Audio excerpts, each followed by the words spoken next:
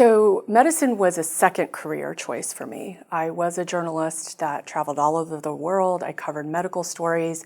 And one of the things that I noticed in my career is that there is a tremendous need for mental health care, not just in the United States, but all over the world. And the need is even more acute in places that are low income, impoverished. In Cambodia, where I worked, there's only 22 licensed therapists for a post-genocide country. So as you can imagine, the consequences of that are severe. Now, in the United States, I worked also as a mental health counselor, and I finished that degree in 2013.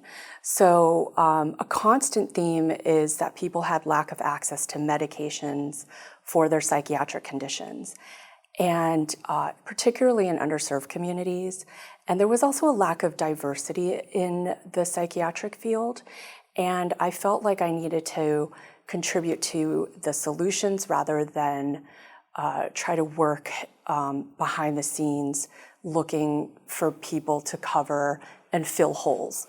And I think that it was important to the communities that I was working in Northeast Philadelphia, which was a lot of Southeast Asian communities, to see somebody that was from their community, who was bilingual, who could relate to some of the immigrant and refugee experiences that they had had.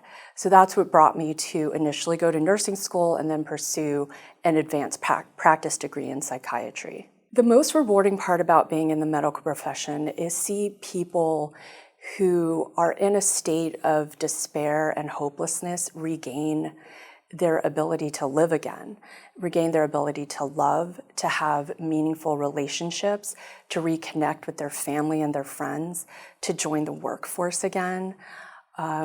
It's like people go from living a ghost-like existence to living one in which they feel deep personal fulfillment, and in which they can also be there for their children, their spouses, anyone who's important in their lives.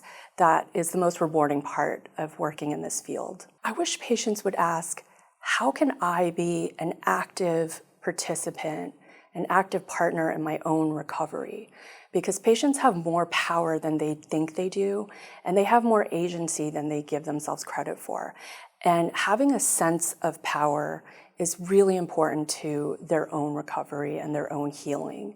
So I wish they would ask, what can I do? What steps can I take, even if they're little steps, day by day, week by week, to aid in my own healing? One thing my patients may not know about me is that I'm South Korean and I love to karaoke. So on any given weekend, you'll find me at a karaoke place or, singing with my friends in the house. I've also studied piano since the age of 6, especially classical music. And I'm a trained classical singer, so I used to do recitals. My favorite songs to sing were in German, and I also like to sing in Italian. And I was a fiction editor for Toho Journal in Philadelphia, so I did quite a bit of fiction writing and editing, and I'm also a professional feature writer. I am Yvonne Lee. I'm an advanced practice nurse in psychiatry. My mission at Jefferson is to improve lives.